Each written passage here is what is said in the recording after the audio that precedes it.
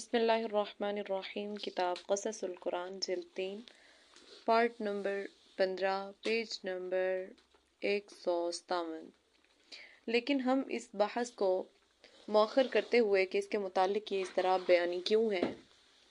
اس صد کو صد ذوالقرنین جب ہی مان سکتے ہیں کہ یہ قرآن عزیز کے بیان کردہ ہر دو صفات کے مطابق پوری اترے، مگر افسوس کہ ایسا نہیں ہے، اس لیے کہ اس دیوار کے عرض و طول اور اس کے حجم کی تفصیلات دیتے ہوئے تمام مورخین یہ تسلیم کرتے ہیں کہ اس دیوار کا بھی بہت بڑا حصہ سطح زمین تعمیر کیا گیا ہے اور آگے بڑھ کر پہاڑ پر بھی بنایا گیا ہے، اور ساتھ ہی یہ بھی مانتے ہیں کہ اگرچہ دیوار بعض جگہ دوہری بھی ہے اور اس میں متعدد لوہے کے پھاٹک بھی ہیں جن میں سے بعض پہاڑوں کے درمیان قائم ہیں اور پہاڑوں پر اس کے استحکامات بھی بہت ہیں، تاہم یہ دیوار لوہے کے ٹکڑوں اور تانبے سے نہیں بنائی گئی بلکہ عام دیواروں کی طرح پتھر اور چونا ہی سے بنائی گئی ہے۔ بس اس کا بانی کوئی شخص بھی ہو، اس دیوار کو سد ذوالقرنین کہنا کسی طرح صحیح نہیں ہے۔ اب اس کو سد سکندری کہنا سو ہمیں اس سے انکار کی کوئی ضرورت نہ ہوتی اگر تاریخی حقائق اس دعویٰ کا ساتھ دیتے، مگر حیرت اور تعجب کی بات یہ ہے کہ یہی مورخین جب سکندر مقدونی کا ذکر کرتے اور اس کی وسعت فتوحات کو زیر بحث لاتے ہیں تو ان میں سے کوئی ایک بھی یہ نہیں کہتا کہ اسکندر اعظم کا کیشیا تک پہنچا ہے، اور بقول مولانا ابوالکلام لیکن جب اسکندر کے تمام فوجی اعمال خود اس کے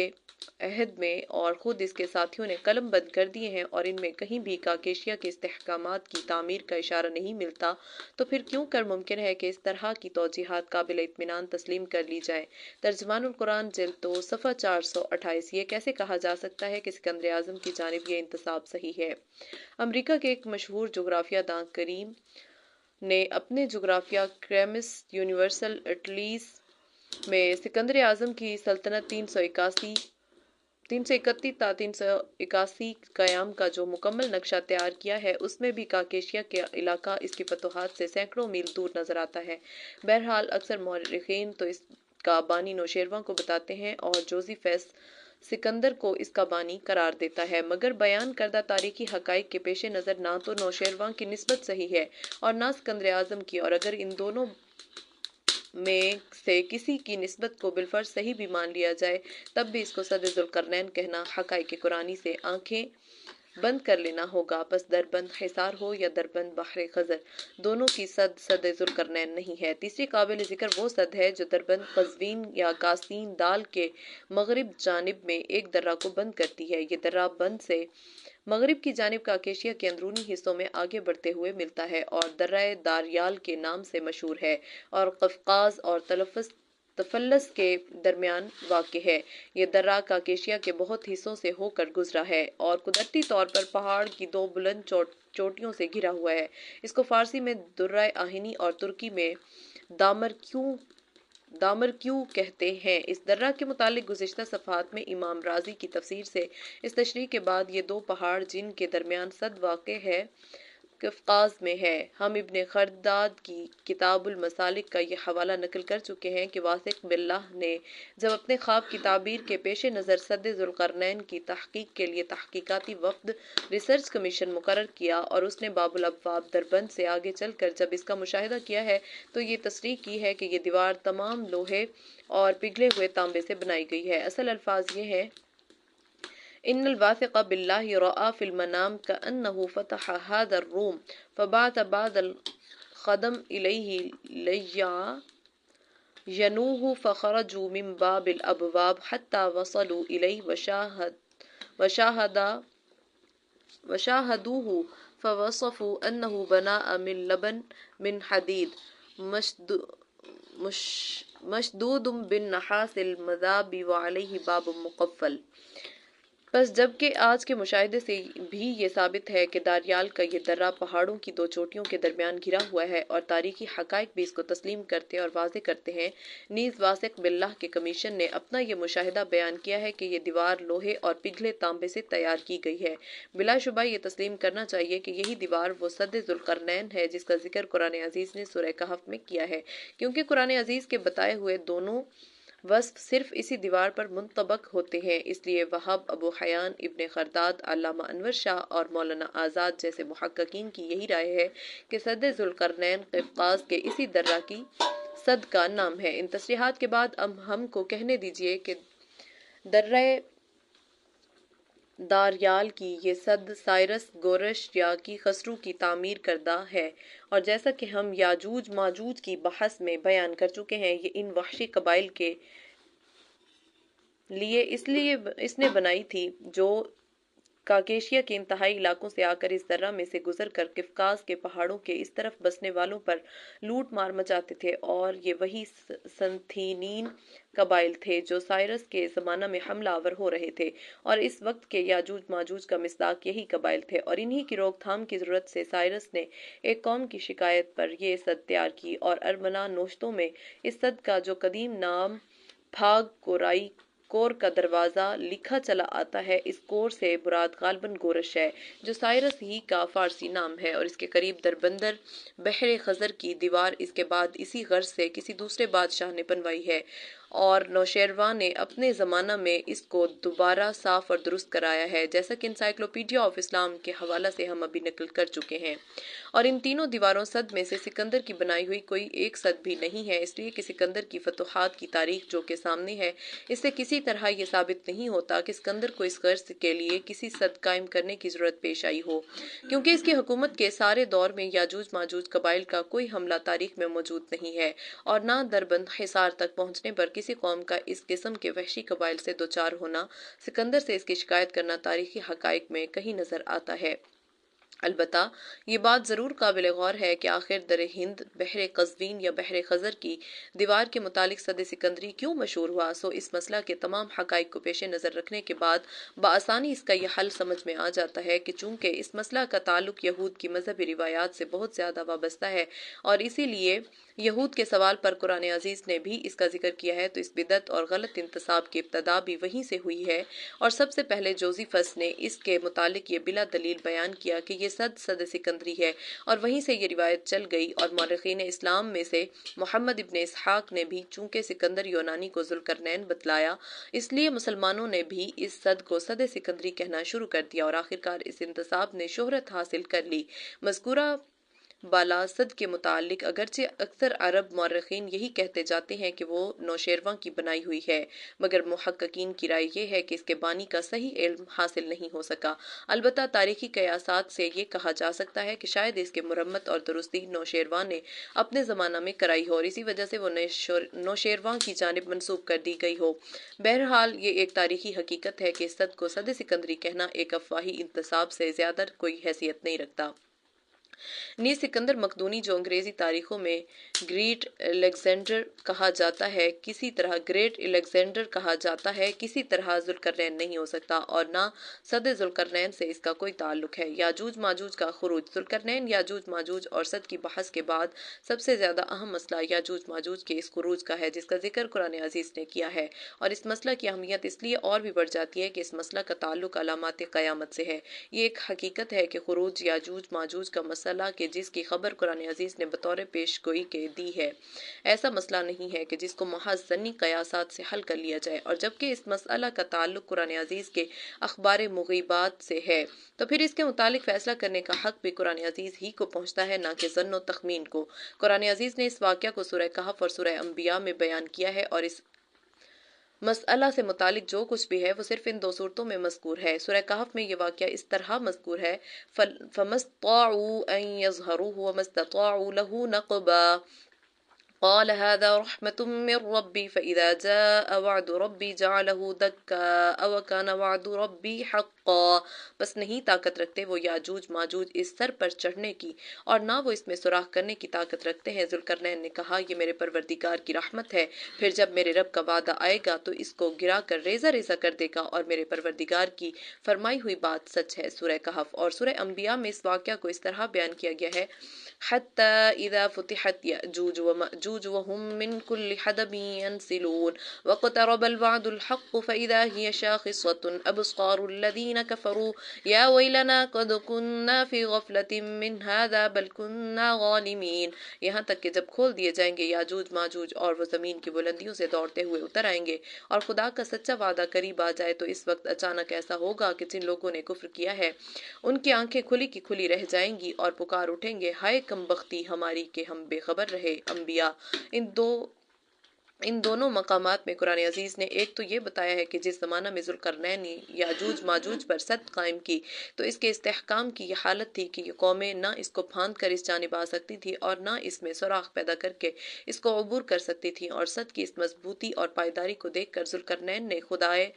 ताला का शुक्र अदा किया और ये कहा कि ये सब कुछ खुदा की रहमत का करिश्मा है कि उसने मुझसे ये नेक खिदमत करा दी। दूसरी बात ये बयान की कि जब क़यामत का ज़माना करीब होगा तो याजूज माजूज बेशुमार फौज दर फौज निकल कर दुनिया में फैल जाएंगे और लूट मार और तबाही और बर्बादी मचा देंगे। इन दोनों बातों से आम तौर पर मुफस्सिरीन ने यह समझा है कि याजूज माजूज सद ज़ुल्करनैन में इस तरह महसूर हो गए हैं कि ये सद क़यामत तक इसी तरह सही और सालिम खड़ी रहेगी। और जब याजूज माजूज के खुरूज का वक़्त आएगा और वो क़यामत के करीब और अलामात क़यामत में से होगा तो इस वक्त यकबारगी सद गिर कर रेजा रेजा हो जाएगी। और इसलिए इन्होंने दोनों मकामात में इसी के मुताबिक आयत की तफसीर की है। चुनांचे उन्होंने सूरह अंबिया की इस आयत का हत्ता इदा फुतिहत याजूज व माजूज का ये तर्जमा करके यहाँ तक कि जब याजूज माजूज सद तोड़कर खोल दिए जाएंगे इस इरशाद इलाही को ज़ुल्करनैन के इस मकूला के साथ जोड़ दिया जो कहफ में मज़कूर है, फ़इदा जाअ वअदु रब्बी जअलहु दक्का, फिर मेरे रब का वादा आएगा तो वो इसको रेजा रेजा कर देगा। मगर आयात की सयाक व सब्बाक और इनके मफहूम पर गैर नज़र डालने से ये तफसीर आयात कुरानी का हक अदा नहीं करती। इस इजमाल की तफसील ये है कि कुरान अजीज़ी ने सूरह कहफ में तो सिर्फ इसकी कदर जिक्र किया है कि याजूज माजूज पर जब ज़ुल्करनैन ने सद तामीर कर दी तो इसके इस्तेहकाम का जिक्र करते हुए ये भी कह दिया कि जब मेरे खुदा का वादा आ जाएगा तो ये सद रेजा रेजा हो जाएगी और खुदा का वादा बरहक है और इसके खिलाफ होना महाल व मुमतन है। मगर इस जगह याजूज माजूज के इस खुरूज का कोई जिक्र नहीं है जो कयामत के करीब वकू में आएगा। और होता भी कैसे, क्योंकि ये तो ज़ुल्करनैन का अपना मकूला है जो सद के मुस्तहकम और मजबूत होने के सिलसिला में कहा गया है। और खुरूज याजूज माजूज इन अखबार मुगीबात में से है जो अलामात साअत के तौर पर अल्लाह ताला की जानिब से बयान किया गया है और नबी अकरम सल्लल्लाहु अलैहि वसल्लम के जरिए से अक़वाम आलम के लिए एक तंबीह है कि खुदा की ये ज़मीन अपने आखिरी लम्हात में एक सख्त और हौलनाक आलमगीर हादसा से दूर रचाने वाली है। और सूरह अंबिया में सिर्फ ये मज़कूर है कि क़यामत के करीब याजूज माजूज का खुरूज होगा और वो बहुत सुरत के साथ बुलंदियों से पस्ती की जानिब फसाद बपा करने के लिए उमड़ पड़ेंगे। और इस जगह सद का और सद के रेजा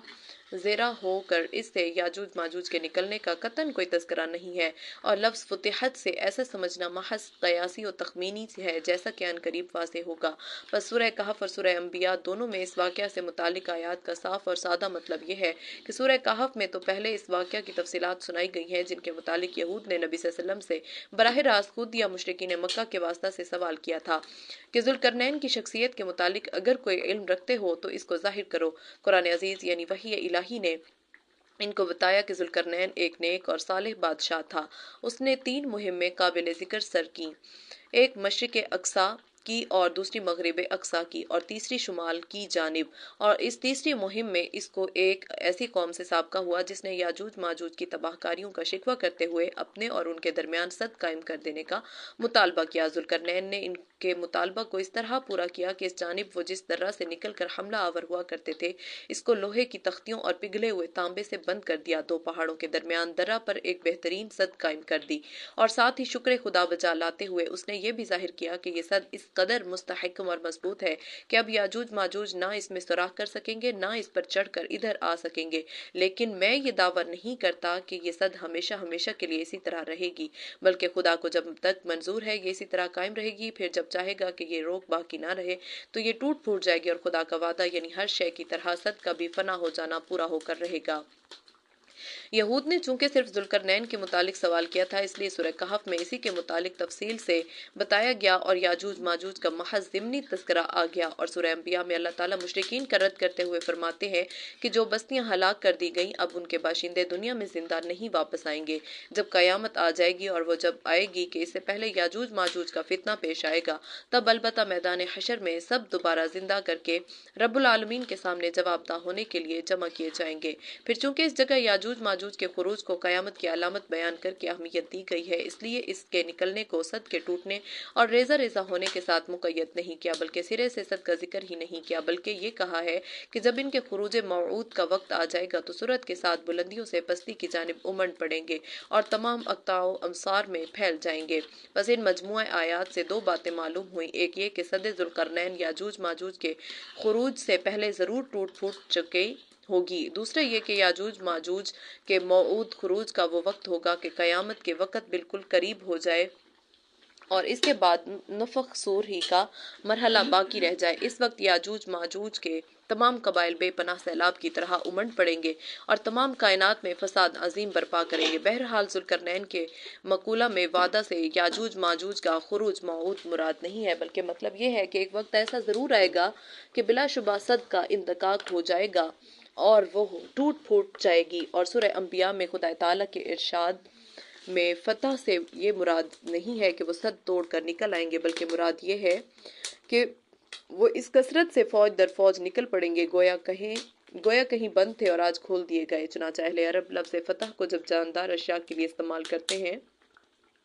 تو اس سے یہ مراد ہوتی ہے کہ یہ کسی گوشہ میں الگ تھلگ پڑی ہوئی تھی اور اب اچانک نکل پڑی، اس لیے جب کوئی شخص کہتا ہے فتح الجراد تو اس کا مطلب یہ نہیں ہوتا کہ ٹڈیاں کسی جگہ بند تھیں اور اب ان کو کھول دیا گیا، بلکہ یہ معنی مراد ہوتے ہیں کہ ٹڈی دل کسی پہاڑی گوشہ میں الگ پڑا تھا کہ اب اچانک فوج در فوج نکل پڑا۔ بس یہاں بھی یہ بتایا گیا ہے کہ یاجوج ماجوج جیسے عظیم الشان قبائل جو عرصہ سے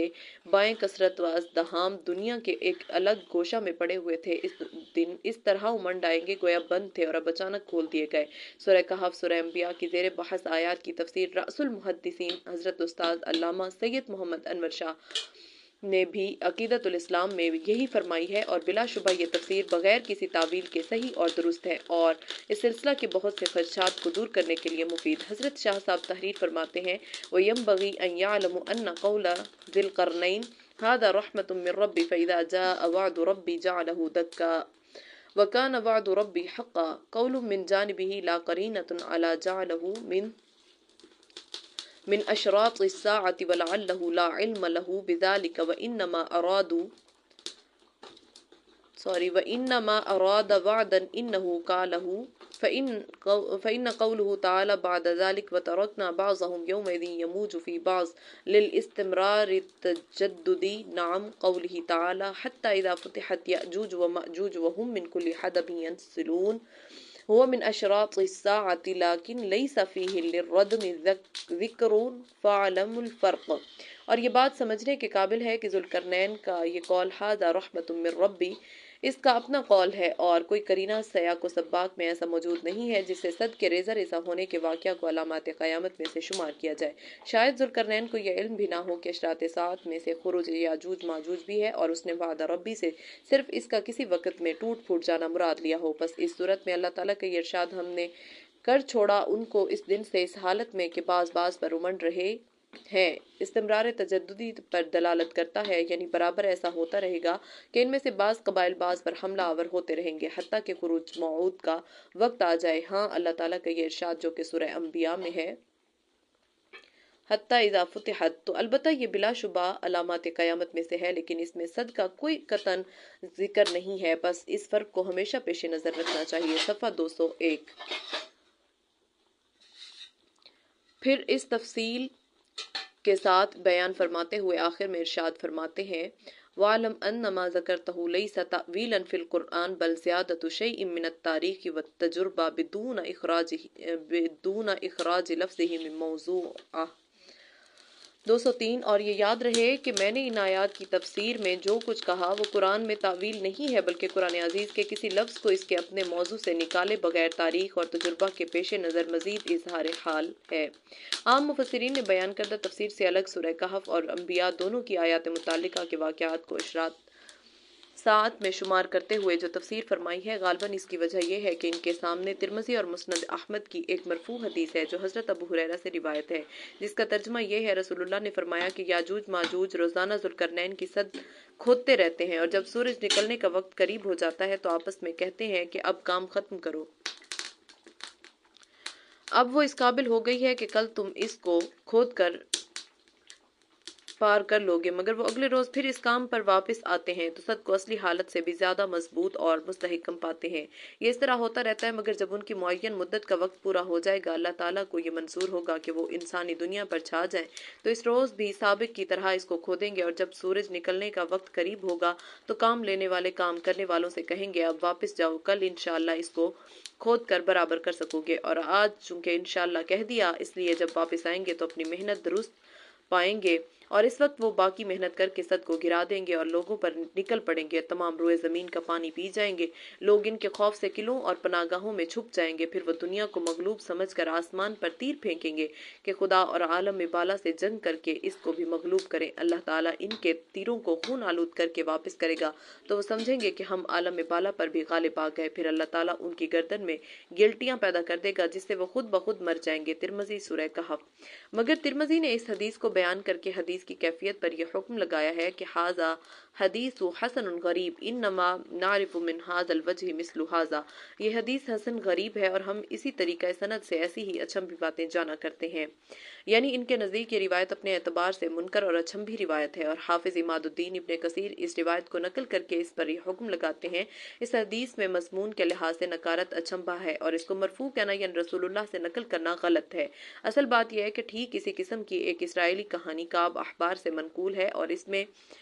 یہ سب باتیں اس طرح مذکور ہیں۔ معلوم ایسا ہوتا ہے کہ حضرت ابو ہریرہ جو کہ اکثر کعب الاحبار سے اسرائیلی قصے سنا کرتے تھے، اس کو ایک اسرائیلی کہانی کے طور پر سنا ہوگا، جس کو راوی نے یہ سمجھا کہ حضرت ابو ہریرہ کی یہ روایت نبی صلی اللہ علیہ وسلم کا ارشاد ہے، در حقیقت یہ راوی کا وہم ہے اور کچھ نہیں ہے۔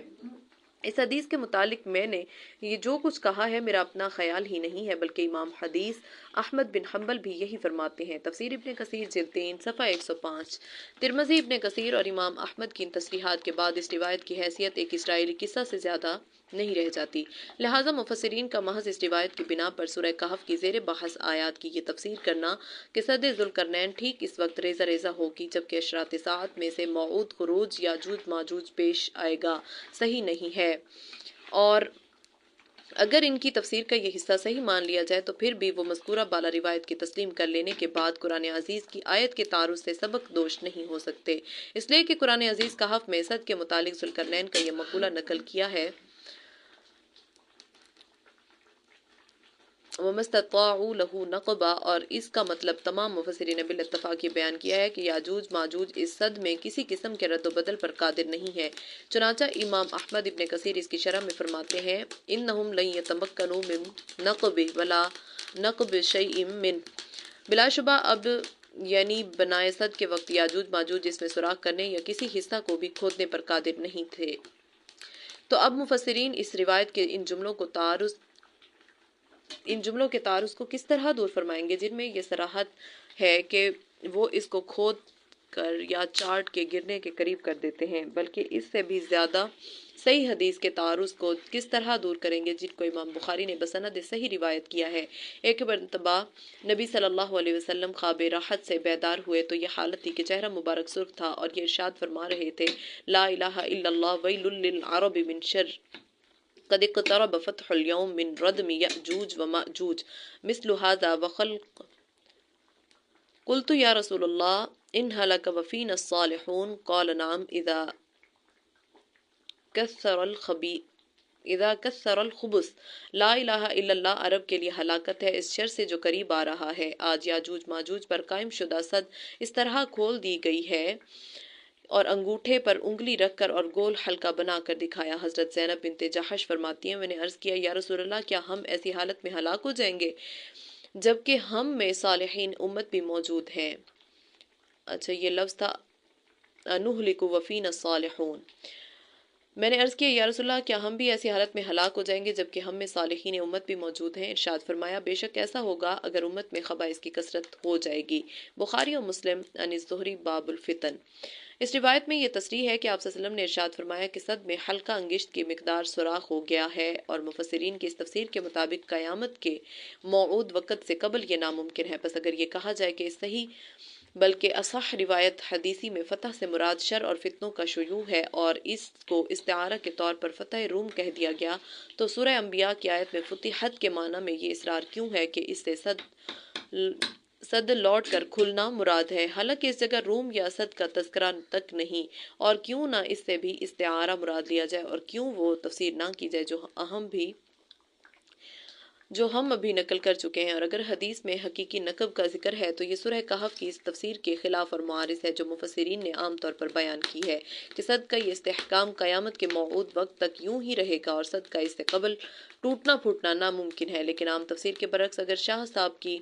तफसीर के मुताबिक इन दोनों मकामात की तफसीर की जाए कि जिसकी फिल जुमला तायद इमाम अहमद और मुहद्दिस इब्ने कसीर के अक़वाल से भी होती है, तो ये सब मुश्किलात खुद ब खुद दूर हो जाती हैं और आयत का मतलब और हदीस का मकसद बआसानी समझ में आ जाता है।